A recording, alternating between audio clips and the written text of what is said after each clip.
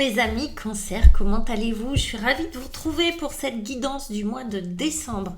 J'espère que vous allez bien, que ce mois de novembre s'est bien passé. Mois de décembre, c'est la fin de l'année, c'est la dernière, c'est le dernier taroscope de l'année. On va regarder vos énergies avec, dans un premier temps, le tarot mystique et mes 22 arcanes majeures du tarot de Marseille. On va faire une guidance. Et puis, je vais rajouter des cartes et un oracle qui va être l'horoscope Béline et le Golden Wheel. Et on va rajouter des cartes pour créer l'extension qui est accessible juste en bas, qui est payante, mais c'est un petit prix. Pour ceux et celles qui veulent aller plus loin, qui trouveront que cette guidance leur parle et qu'ils ont besoin pour une fois. Et puis ça peut être un petit cadeau, ça peut être un petit cadeau que vous vous offrez sur cette fin d'année, un tout petit cadeau. Ça va être aussi un petit cadeau que vous faites à quelqu'un, je sais pas. En tout cas, on y va, et puis on va faire la lecture au fur et à mesure. Tiens, j'ai décidé de ne pas voir les cartes du tout, à l'avance en tout cas, et de faire la guidance au fur et à mesure.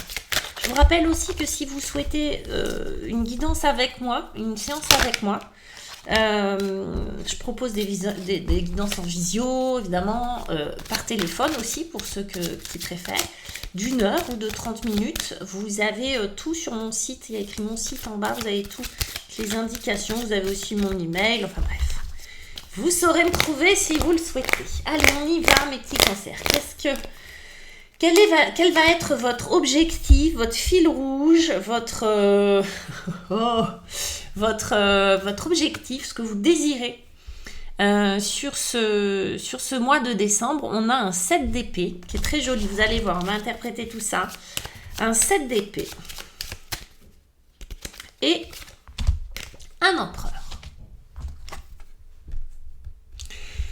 Les cancers, sur cette fin décembre, vous voyez cet être un peu particulier, fait de fleurs, qui porte dans ses bras un œuf, voyez, qui vient prendre un œuf, mettre un œuf à part, prendre un œuf dans ses bras et le sortir du nid, le sortir du panier, le sortir de l'endroit où il était, lui éviter quelque chose, d'accord?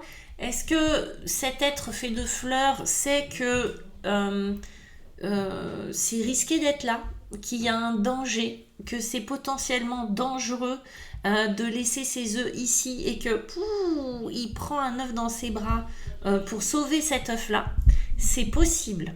Le 7 d'épée, c'est prendre une décision de cacher quelque chose, de ne pas montrer quelque chose, de mettre quelque chose à part, de faire quelque chose sans que les autres le voient.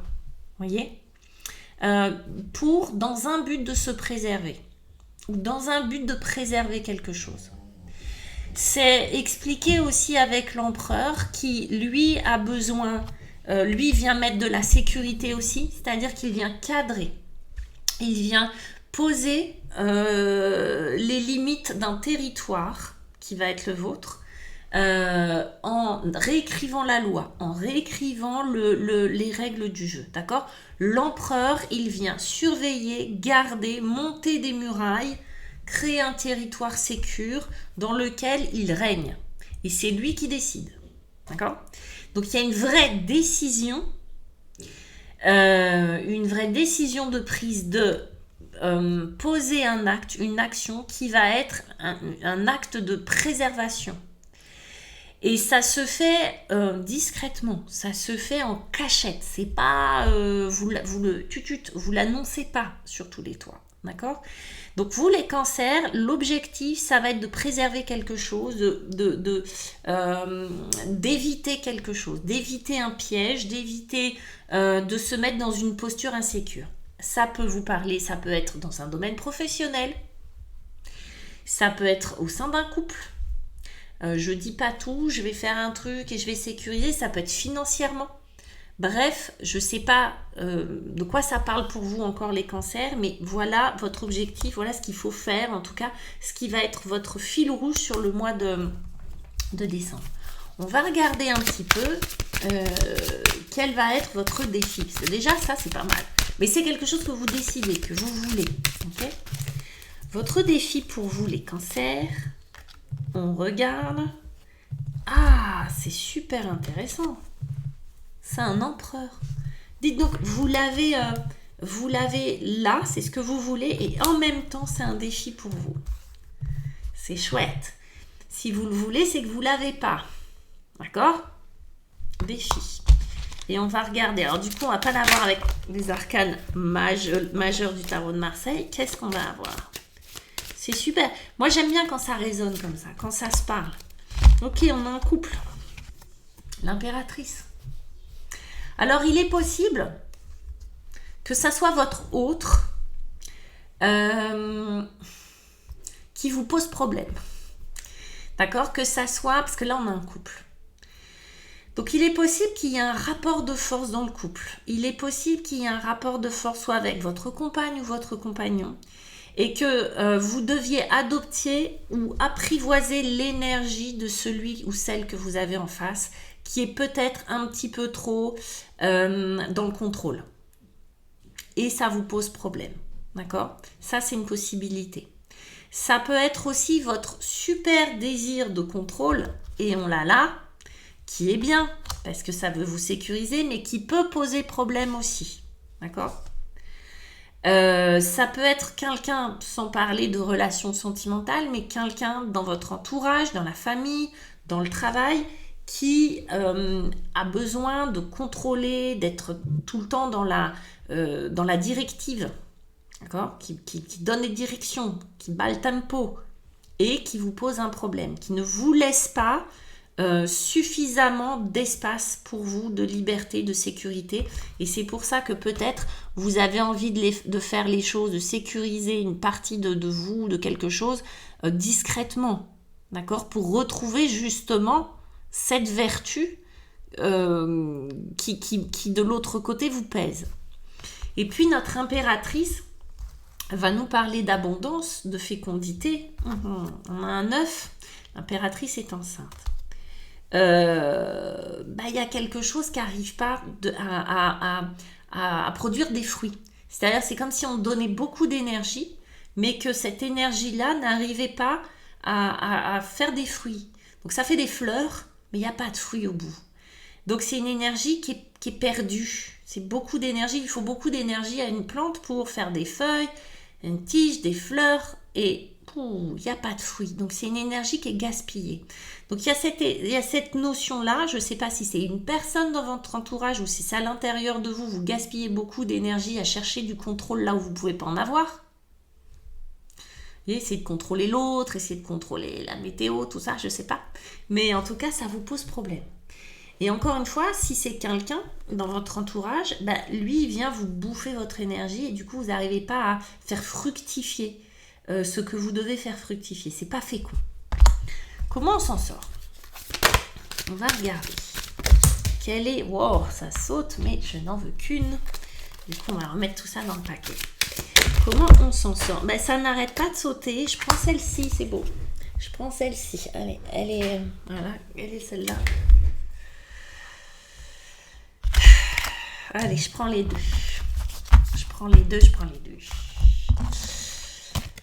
On s'en sort comment? Avec la force, arcane majeur, et le 4 de denier.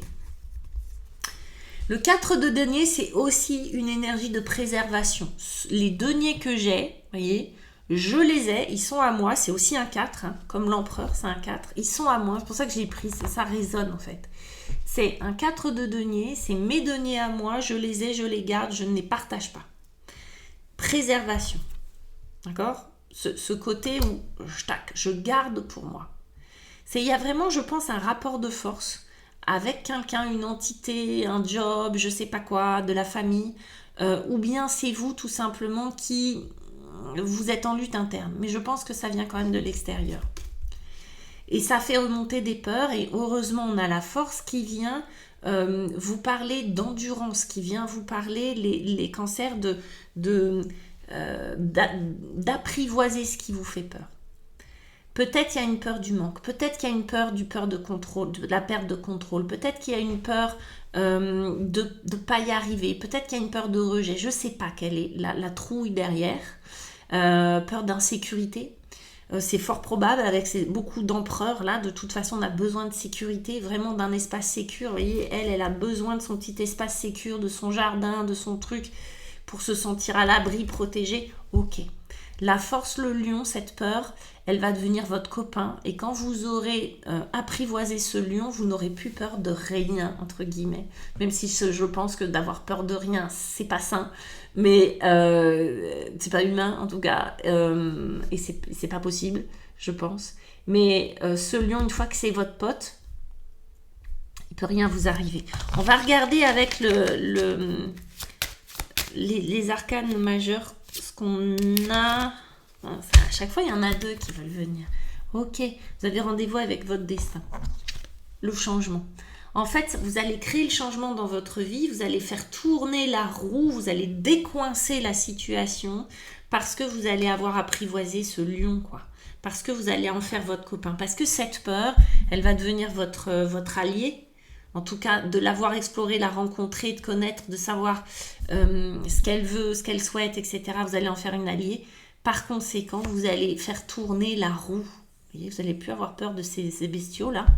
Vous allez tourner la roue du destin, vous avez rendez-vous avec votre destin. C'est-à-dire, vous allez changer de cycle. Et on est au mois de décembre, et forcément, fin d'année, qui dit fin d'année, changement de cycle. Donc, il y a quelque chose, il y a un petit défi quand même là pour vous, les cancers, sur ce mois de décembre. C'est cette histoire de sécurité et de contrôle, encore une fois. Et je crois que le mois dernier, on nous parlait un peu de ça. Ok. Le monde. Vous avez le monde. L'accomplissement. Vous avez la roue de fortune, on a le monde, on passe à autre chose. Et on passe autre chose dans quelque chose de très spirituel. C'est-à-dire dans une quête spirituelle, dans une recherche de sens. L'ermite va nous parler de sagesse, va nous parler, là le monde va nous parler d'accomplissement. Ok, j'ai compris le système. J'ai compris le système dans lequel j'étais. J'ai compris ce dont j'avais besoin. J'ai compris, quand je dis j'ai compris, c'est aussi beaucoup, j'ai ressenti le système dans lequel j'étais. Quels étaient mes besoins, où est-ce que j'avais besoin de sécurité, ce qu'il fallait que je fasse, etc. Pourquoi j'étais avec cette personne, pourquoi j'étais dans ce job, pourquoi j'étais dans des relations comme ça. Bref, ok. Je me mets plus en colère, je me confronte plus, je suis plus dans le rapport de force.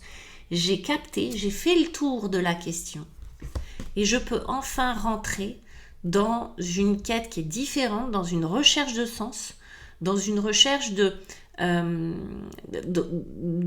questionnement. C'est-à-dire, je ne sais pas si je vais avoir des réponses à mes questions, mais en tout cas, je vais me poser les bonnes questions. Et l'ermite, il a cet avantage, c'est qu'il avance à reculons en regardant le passé, en éclairant le passé avec sa lanterne. Quand il éclaire le passé de sa lanterne, c'est vraiment, il va éclairer des bribes du passé. Il va éclairer les moments importants, les moments clés. C'est vraiment un exercice d'introspection que vous pouvez faire seul, parce que l'ermite, il a besoin de cette solitude, il a besoin de ces moments de repli, de se retrouver lui-même et de faire le point de silence. D'accord.